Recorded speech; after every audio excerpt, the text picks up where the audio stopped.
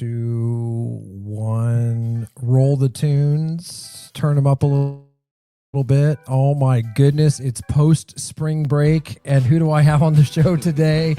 None other than my favorite guest. Sorry, everybody else. Coach Sofet is in the house. Feels like I haven't seen you in forever since football season. It's been a while. Welcome. We are at Skybox Studio, high above Bear Stadium on a wonderful wintry day. We had about a 50-degree drop from a 94-degree week last week.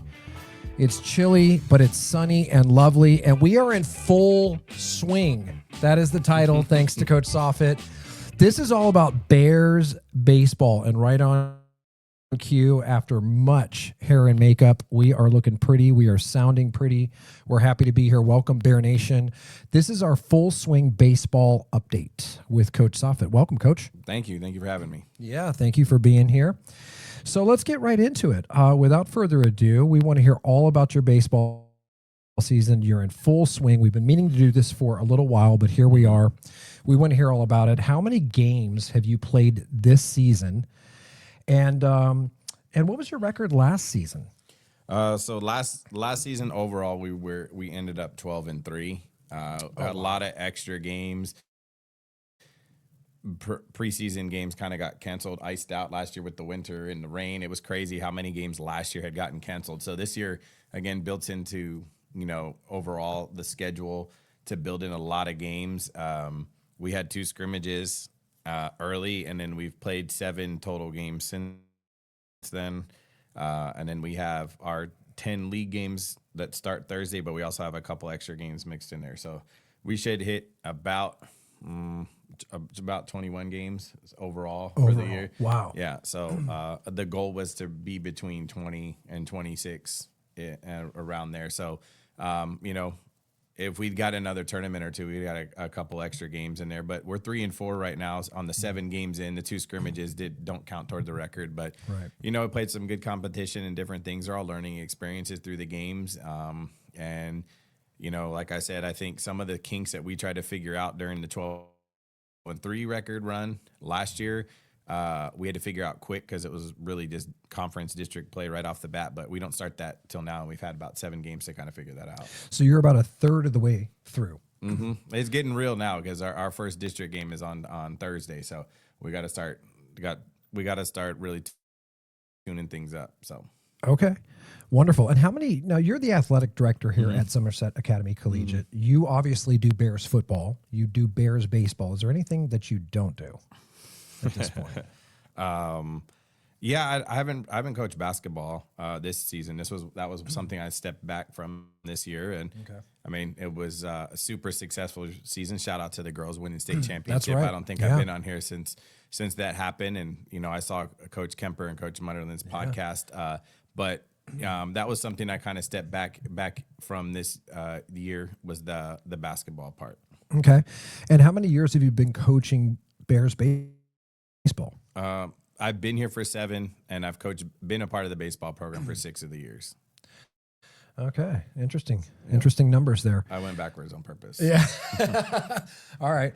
So our next question is, you've often mentioned in our football podcasts about having a motto or a mantra or a certain kind of saying or implementation that you're trying to get across to your players, a theme, if you will, for the season. Do you have a mission statement or a theme that you're trying to impart to your team this season? We have a couple. One of the main ones I think that kind of stuck from last year it was pass the baton, and everyone's like, well, it's a track reference, and it is. But when you're up at the plate and you get the bat in your hand, and if they throw you 4 balls, go to first base and let the next person hit. It's kind of like the race. Like I've run my lap, I'm passing it off to you. It's like, hey, my bat's done. Here's the baton. It's your turn to go bat. And that's kind of something we've kind of really honed in on. It's kind of been our thing, pass the baton. And then our other one, we kind of have broken the huddle, is on, we say Omaha on 3. And a lot of people look at us like we're crazy. But, I mean, in college baseball, they go to Omaha. That's their College World Series. Okay. So we kind of don't know where the state championship's going to be yet. So it'd be kind of goofy just to say state on 3, I guess, in our realm, but kind of let them envision it. You have to envision like where you're going. So we kind of calling this the road to Omaha. That's how they call it in college baseball. So we call it the road to Omaha. We're not going to Omaha, but that's kind of our goal is to get back to state, and so that's kind of been our thing. We kind of break the huddle with that. Sometimes it's hits on three and different things, but definitely Omaha is something that I talk about with them. So. Now, have the Bears won state in baseball previously? No, we lost in the state championship last year. Mm-hmm. Okay. And do you feel, I mean, maybe kind of a Captain Obvious question here, but do you feel on the record, that your team this year can do it? Yeah, I do. I honestly do. I built in some games that, were some games against some bigger schools. When we lost the championship game last year, the team we played was kind of like, kind of a uh-oh moment. Like, look at them. Like, look at that kind of stuff. And being able to play through mistakes and different things we kind of weren't able to do last year. We played from behind a lot last year. They gave me some gray hairs last year. We were losing. I think we were losing in almost every game, and we were able to come back. This year, we've tried to jump early on some teams. We've jumped early, and we've kind of given the lead up. So it's kind of every team's different. Yeah. But with the players and a couple new additions and different things, like the belief is there that we can do it. The kids have thought about it. We've talked about it. The goal's kind of been ever since that loss has happened, been like, let's get back. It's there, it's on the table. But again, just like the volleyball team and the basketball team, it's happened. It's capable. Someone broke the ice, and it's time for us to just start now adding on to that list. And track's going on right now, softball's going on, soccer's coming into the playoffs. Those are probably some other good podcasts that you can do with them, because they all, I feel, have the same opportunity that these other teams have accomplished. Yeah, absolutely. And you mentioned last year you guys went to the state championship, you lost. Are you guys watching film from that and learning from that, or do you have some new strategies that you're implementing with this year's current roster as opposed to last season? I mean, certainly you've probably lost some seniors, right? Yeah, You've got some new players in. What are some of the new, fresh approaches that you're using with this year's team that you feel like are really working? I've kind of freed up the swinging a little bit. I kind of controlled the at-bats a lot last year just because we were playing from behind, but letting the guys go there, be aggressive. Like, I have confidence in you. You have confidence in yourself, and baseball's a real mental game. So, you got to go up there thinking, I can hit the ball. I'm going to hit the ball. We've also played a lot of small ball. We've done some bunting and different things. And some other teams we played in a tournament, we were losing to Medina. I think it was 5-4 or 5-6, and we were batting. We leadoff guy walked, we bunted, and their guys were all out of position. And then they tried to throw the runner out, got third. They got the runner out at first. They threw home. They overthrew him. We tied the game. Then we had first and second. Again, they thought we were going to bunt. We pulled off a pitch. Then we bunted the next pitch. They threw the ball away, and we ended up winning the game 6-5 or 7-6.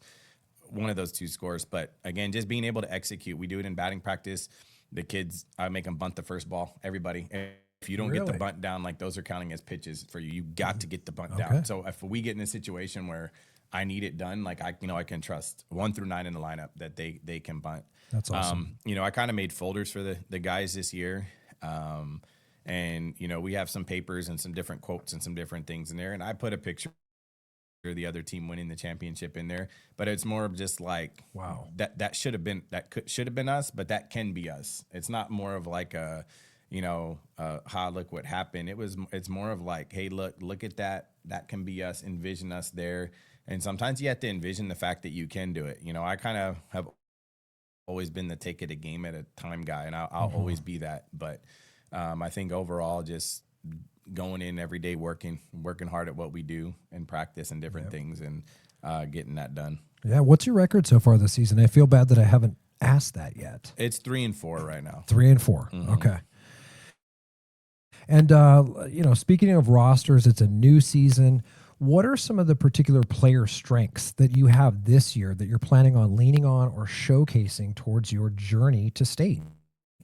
We have more pitching. More pitching. Yeah, and that's definitely huge. I would think. Yeah, and so we're able to kind of rotate the guys around a little bit. Like if someone struck, last year it was like we had a 1-2 and that was it. We have about a 1-2 and definitely a 3 and a 4, and a possibly like some other guys that could eat some innings in 5 and 6. Like I threw somebody out there in one of the games recently, and I was like, oh man, like you probably should be in this rotation. Like you could probably pitch a little bit for us. And every game kind of calls for something different. We just got to go out there and execute and do the things that we do. And we're gonna have to work. I mean, it's not just because we were there last year doesn't mean they're gonna put us back there. We're gonna have to work for it. So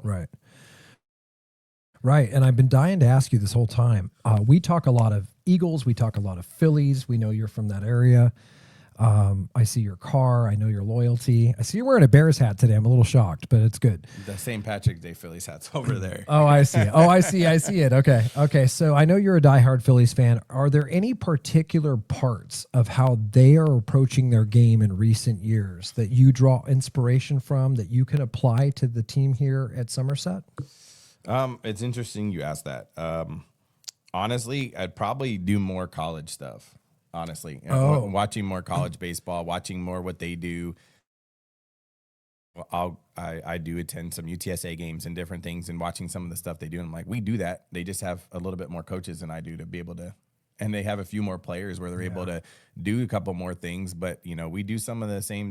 Wherever you play, you got to get the guy out at first base. You still got to be able to throw the ball around. You still got be execute and those different things. So I watch mainly some of the stuff that they do, I think, more than the MLB. So I would say more college stuff. More college. Do you feel like there's a difference? You mentioned the basics of the mechanics of how to win a baseball game, right? But is there a difference in style between college and pro? Do you find that there's differences there, or I'm just curious as to why you would say college? I think there are differences. I think some of the college stuff they do while you're there. Some of the baseball, the pros, like in MLB, they don't do some of that stuff while you're there. I guess, for baseball, I guess you kind of watch what they do in spring training. More sense. I mean, I do still some stuff, like some of the base running stuff, but most teams do it where you put the cones out and you run around the cones so you know that your angle is right and those different things. So, I do take some stuff. And we've done some stuff that I'm like, oh, that looks good. And I'm like, and then we do it and I'm like, it doesn't look how it's supposed to look.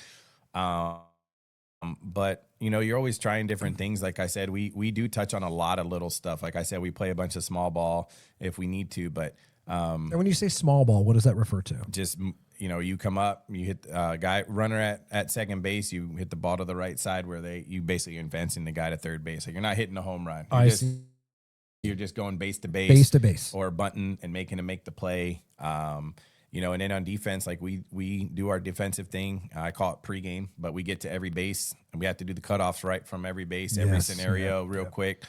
And then we do our PFPs, which is pitching fielding practice. Okay. And so we touch on that every day. And it's shocking to, we got to be able to react. Like we have to be able to communicate, because sometimes we'll get the ball and I'll have runners and it's realistic and different things. And just making the simple plays you got to get outs. So sure. Sometimes in the inning, the third out's the hardest out, and then in the last inning, the last out's the hardest out to get. So, we just got to work on that, work on game situation scenarios and different things like that, get them to work. So, here's another question that's a little bit more serious, but I'm interested in this one. I think parents and everybody might be curious about this. Regarding your practice schedule, what's that like right now, including weekends, even bad weather, and what is your policy as the athletic director when it comes to tardiness, grades, things that have to be maintained, behavior?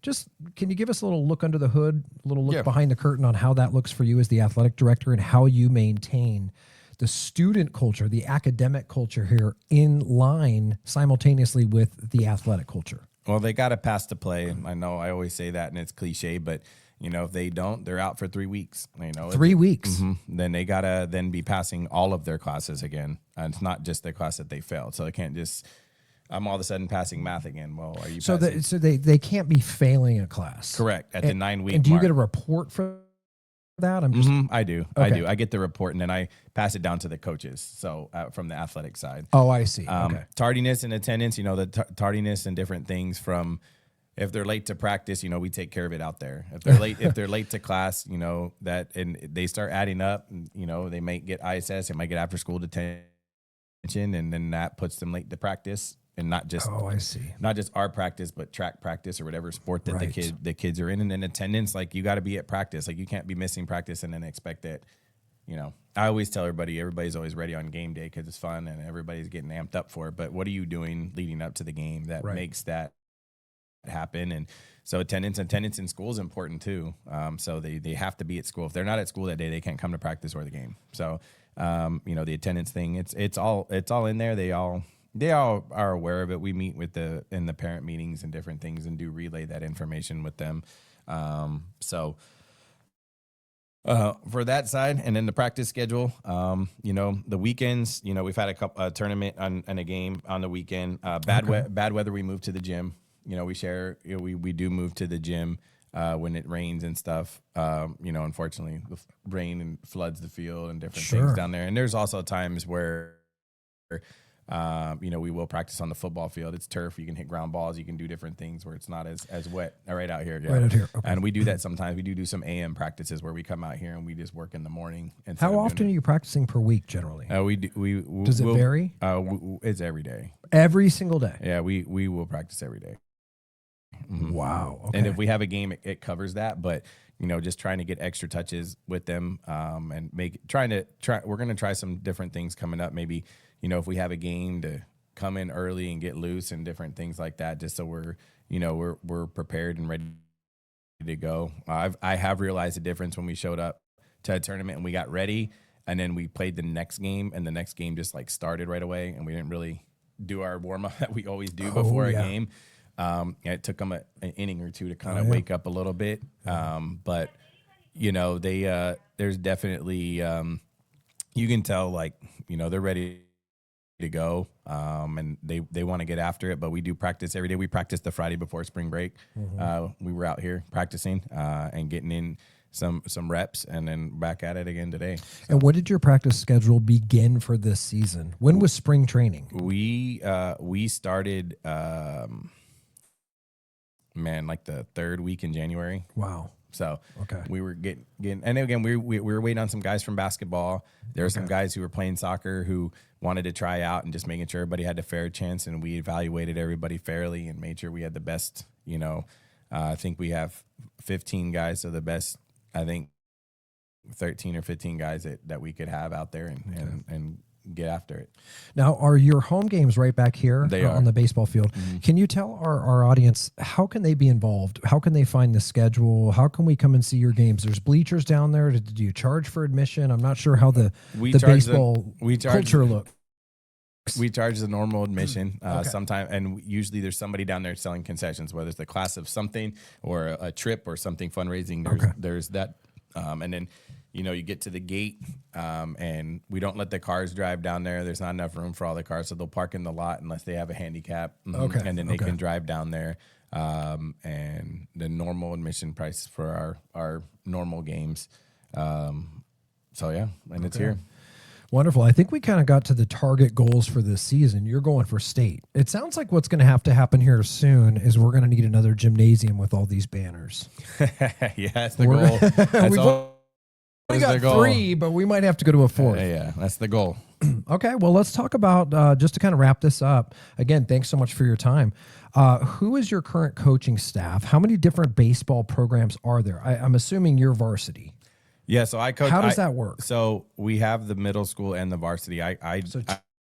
Two teams? I do coach both of them, but I coach it with the help of Coach Cassie and Coach Ernest. So we all do it together. All three of us. And like I said, baseball is baseball. You hit a ball to shortstop, you throw to first base. Like, just because they're in middle school doesn't mean that changes. Right. And so most of our games are back to back. So we'll play one of them, and then the other team will play after them. Which I say again, middle school season's coming up as well. Again, the same goals there for them. They lost in the regional championship game last year. So the goals from them has been there. 2 years ago we lost in the Central Regional Championship. 2 years ago we made it to the state Final Four and lost in the state championship game with middle school, and some of those kids are now on the team this year. So you see the progression, but you have to start it down there to build it, and you can kind of tell that it's happening. And you spend the same time with them, and sometimes you mix in the middle school with the high schoolers because you don't sometimes know who's going to throw you the ball in the game and different things like that. So, we do work that stuff in there. But you know, I do coach both of them with their help. Okay.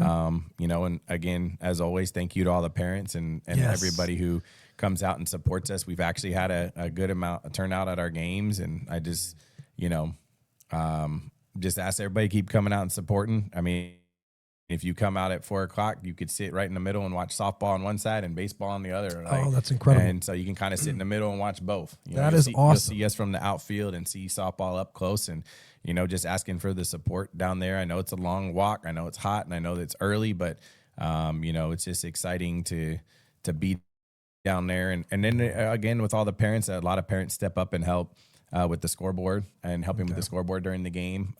You know, we have parents on the softball side. We have parents, especially on the baseball side, that come and help out. And I know I want to thank all of them for doing that, because it helps makes the game flow for the kids and different things like that. So again, it's all a team effort. You know, Coach Cassie, you know, manages the dugout and makes sure my lineup card's filled out correctly and does the scorebook and everything. And then, you know, Coach Ernest coaches first base, and, you know, we kind of talk about stuff. And it's funny, we'll all have conversations with each other, and Coach Cassie or Coach Ernest will be like, secrets, no secrets. And I'm like, oh yeah, all three of us come here, but everybody has like their role. You know, sometimes like we'll kind of stand off to the side because we're coaching the bases. Hey, this, and this. And she's kind of has the dugout. But, you know, just, you know, another thing with the dugout culture, you know, I kind of talk to guys like, just stay in the game. You don't know when I'm going to grab a helmet, go pinch run for this guy, or, hey, you're in the game now, get your glove. You know, you just don't know what's going to happen throughout the game, but just making sure, you know, they're attentive, they're up, they're watching the game, they're in the game, you know, because you never know when your moment's going to come. You might only get one moment and make the most of it. So, you know, just making sure the guy, they're ready. You know, every day's a grind. We're always working on something new, and just trying to get the most out of them. Yeah. And do we feel like there's a pep rally coming on for baseball? Is that a usual thing? Okay, I missed the pep rallies. There's going to be some things. There's going to be some celebration and banner stuff for the teams at one state. Yes. There's no official date for that. I'm waiting to kind of get that stuff in hand, I guess. At least your walkie works. Yeah, it works. But it's on, I promise. We have that's coming up. I'm waiting to I'm like finalizing some of the stuff for that. Okay. But pep rally wise, I haven't really thought that far. But I guess we'll probably have to have one, especially for track and soccer playoffs and stuff. I think we got to have one so everybody can see all those teams. I know we have a lot of testing coming up too, so everybody's got to get locked in for that and get ready to go. You know, from on the student side. So, you know, there's a lot going on. These 9 weeks are probably going to fly by, but you know, we're in week 1 of that, and take it a week at a time.